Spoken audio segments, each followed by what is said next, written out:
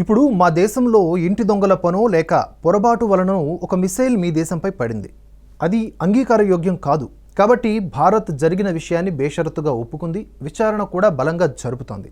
అయితే ఈ ప్రాసెస్లో ఒక ఘట్టం పాకిస్తాన్ను మరోసారి అభాసుపాలు చేసిందనే వార్తలు వస్తున్నాయి. పాకిస్తాన్కు చెందినటువంటి క్షిపణి ప్రయోగంలోనే చేదు అనుభవం ఎదురైందనేదే ఆ వార్త. భారత్కు తన శక్తి ఏమిటో, తన సామర్థ్యం ఏమిటో ప్రదర్శించే ఉద్దేశంతో చేపట్టిన క్షిపణి పరీక్ష బెడిసికొట్టింది. తొలుత ఈ క్షిపణిని మార్చి 17 గురువారం ఉదయం 11 గంటలకు సింధ్ టెస్ట్ రేంజ్ నుంచి పరీక్షించాలని నిర్ణయించారు. అయితే ఆ తర్వాత ట్రాన్స్పోర్టర్ ఎరెక్టార్ లాంచర్లో వైఫల్యాన్ని గమనించి ప్రయోగాన్ని గంట పాటు వాయిదా వేశారు. ఆ తర్వాత 12 గంటల ప్రాంతంలో క్షిపణి పరీక్షించగా అది కాస్త విఫలమై కుప్పకూలింది. ఓ గుర్తు తెలియని వస్తువు పొగలు కక్కుతూ ఆకాశం నుంచి నేలపై పడ్డాన్ని సింధు ప్రావిన్స్లోని జంషోరో గ్రామస్తులు గమనించారట.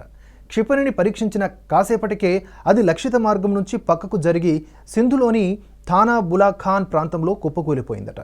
ఈ ఘటనపై ప్రభుత్వం మౌనం దాల్చినా కొన్ని స్థానిక మీడియా ఛానల్స్ మాత్రం ఈ వార్తను ప్రసారం చేశాయి. భారత బ్రహ్మోస్ మిసైల్ పాక్ భూభాగంలోకి చొచ్చుకొచ్చినందుకు ప్రతీకారంగానే పాక్ ఈ మిసైల్ని ప్రయోగించినట్లుగా స్థానిక మీడియా తెలిపింది.